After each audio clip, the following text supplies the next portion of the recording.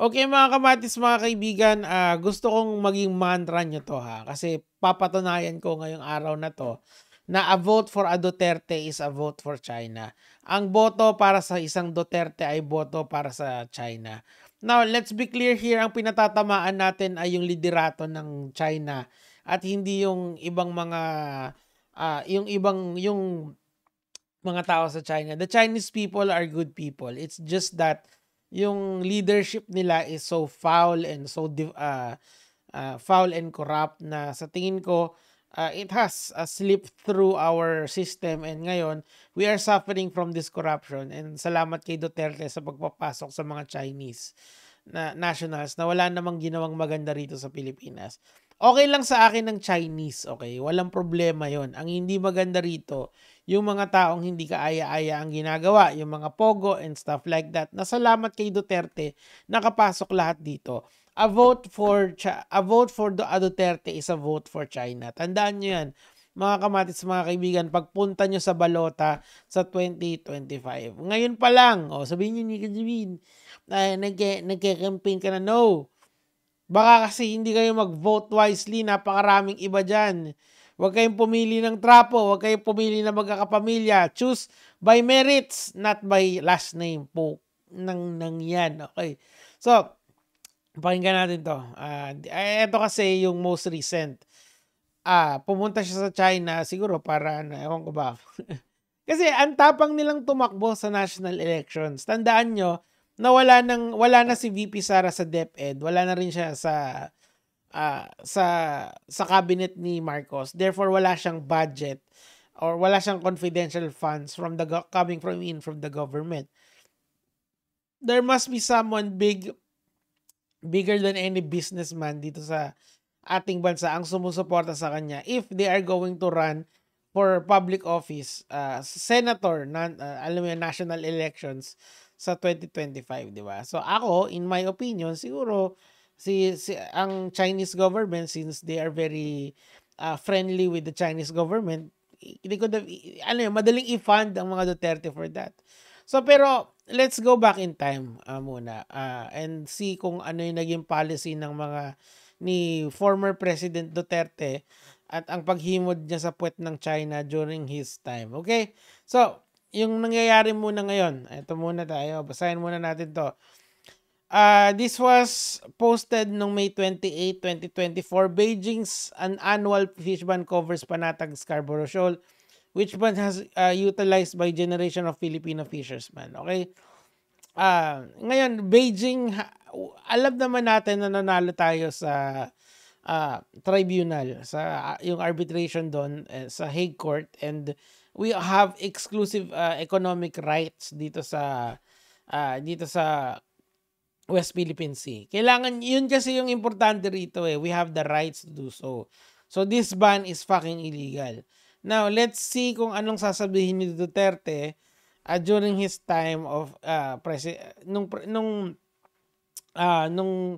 ayan, basahin natin to pakinggan na lang natin siya. Or drive away Chinese. Rodrigo Duterte says he could not prohibit or drive away Chinese fishermen from Philippine waters. Pag tayo, pwedeng iban, okay? Pag tayo, pwedeng iban. Pag sila, hindi, okay? Yan ang inequity na tinatawag. Dito, ayan sa Bales Fishery Rejects, ayan, dapat kasi hindi tayo binaban sa sarili nating bakuran. Pero salamat kay Duterte, siguro, basta China, kahit ano pwedeng gawin. Di ba? Tuloy natin. This is because of a supposed agreement between him and Chinese President Xi Jinping to allow fishing rights for both their peoples. Tanong sila, will you allow the Chinese to fish? Of course. Yan ang pinag-usapan namin noon, kaya tayo nag-uusap And that was, we were allowed to fish again. Ano yung details nito? Kasi dapat intricate details to Hindi ka pwede magdala kung hindi ka Chinese fisherman ng malaking barko. Yes, you can fish but only in our terms. Gets nyo yun? Sarili mong bakuran, eto lang ang pwede mong gamitin, eto lang ang pwede mong dalhin. Real talk yan, mga kamatis, mga kaibigan. Kung Eto papakita ko sa inyo, hindi ako nagbibiro dito kasi na-cover ko na rin 'to sa isang, huwag ka munang sumayaw. Ito, panoorin niyo, Okay, pakinggan natin 'to mga kamatis, mga kaibigan. This was taken nung 2018. Yan. Isa 'tong mangingisda na nangingisda sa West Philippines. Tuloy mo, Nico David. Dapat sa atin yan dahil tayo nanalo na sa kaso. Di ba? Problema, inaangkin nila Parang sila yung may-ari. Kasi hindi pinapapasok yung malalaking barko ng hindi ka pwedeng magdala ng malaking bangka for fishing. Unlike ang China, pwede. Okay, unfair, napaka-unfair nun. Ayan no. Tapos sasabihin ni Duterte na he cannot be banned. Dapat kasi we assert our rights doon. Now, ang problema kasi ngayon, ang narrative kasi ng mga tao ngayon, pag inassert mo yung rights mo sa China, gegerahin ka kaagad. It doesn't work that way. Ano ba yun? Kunyari, sabihin mo, amin to, ayaw namin umalis. Ano gagawin nila? Papersahan ka umalis. O, doon tayo magkaka-skirmish na tinatawag. Kunyari, magkasampalan. Automatic ba yun? Magkakabarilan? Hindi. Kasi may, sa gera kasi, merong tinatawag na, nakalimutan ko yung exact term but, when you're waging war, proportionate measures lang dapat yung iyong igaganti sa kalaban mo. Halimbawa, binomba ka nila, bobombahin mo din. Nothing more, nothing less. Pero hindi naman tayo umaabot sa ganun ang tagal-tagal na natin binabatukan ng China because that government, yung gobyerno ni Duterte allowed it. Come on, gising na. Ngayon, we are trying to fight back dun sa nangyari na pag ngayon lang natin ina-assert yung rights natin sa West Philippine Sea. Anong sinabi ni Pangulong Marcos against China? Do more. We have to do more. What does more means? Okay? Does it mean that we have to fire guns? No. Siguro pag sinampal ka, sampalin mo din. Bakit? Sinampal ako di sasampalin din kita. Ano ba yun? Provoking ba yun? Sino ba yung naunang nanampal? Di ba sila? And then if it comes to it na, alam mo yun, before it comes to gegerahin tayo, it will take a lot of things to happen, to escalate. But we have to assert our right. It's now or never. It has become this worst. Sasabihin na naman ng iba, hindi kasi kasalanan ng Dilawan. Putay na. Asan yung video na kasalanan ng Dilawan? Pwede China hindi mo pwedeng pagsabihan, pero tayo, pwedeng pagsabihan, kalokohang malaki. Ito. Wage of bewilderment. How the public, in his public address last night, Duterte expressed bewilderment at how the public and some political personalities expect him to, quote, wage a war against China just because he's the president. But so far, former Supreme Court Justice Antonio Carpio and retired DFA Chief Albert Del Rosario have not asked the chief executive to wage a physical war against Beijing. Ayan, exactly. Instead, they want the government to uphold and enforce the arbitral ruling. Ayan, yan lang naman yun yung arbitral ruling na yan Hindi ma-enforce. Ngayon, tinatry na i-enforce yun. Tinatry nang i-assert yung rights natin sa West Philippine Sea. Pero, people keep pushing for war. Hindi naman.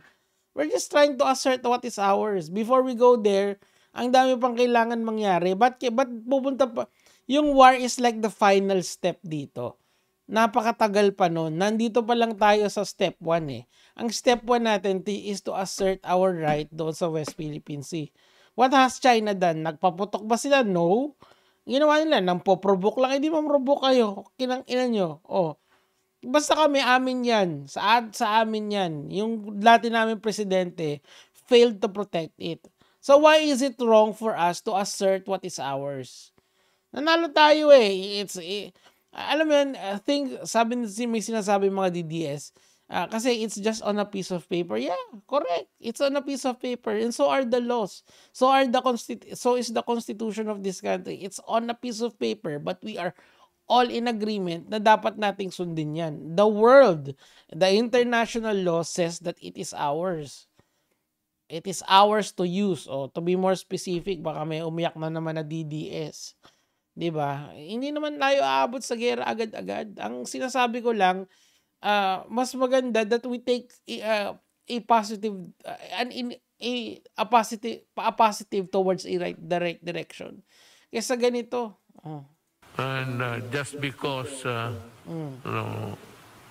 if I may just add some. Sino nakakaalala nito nung putangin ng pandemic, etong hayop na to, ano tayo, halos, alam mo yung nagra-rumble on lang siya for hours on end. Tapos binumura niya yung mga kalaban niya, sila Jokno, yung mga dilawan. Ganun, di ba? It's just a perpetuating nonsensical talk ni Duterte. At one point, I truly supported his government noon. Pero when I see that the pandemic, yung shit sa pandemic was, parang gulo-gulo, sabi ko, fuck this guy. Di ba? Kasi kailangan mong tumindig at one point or another. We stop becoming a country if we lose our voice. We stop becoming our country if we do not assert our right. Yun ang kailangan natin dito, not to follow this moron and his fucking family. Tandaan nyo, a vote for the Dutertes is a vote for China. Yun lang, mga lods.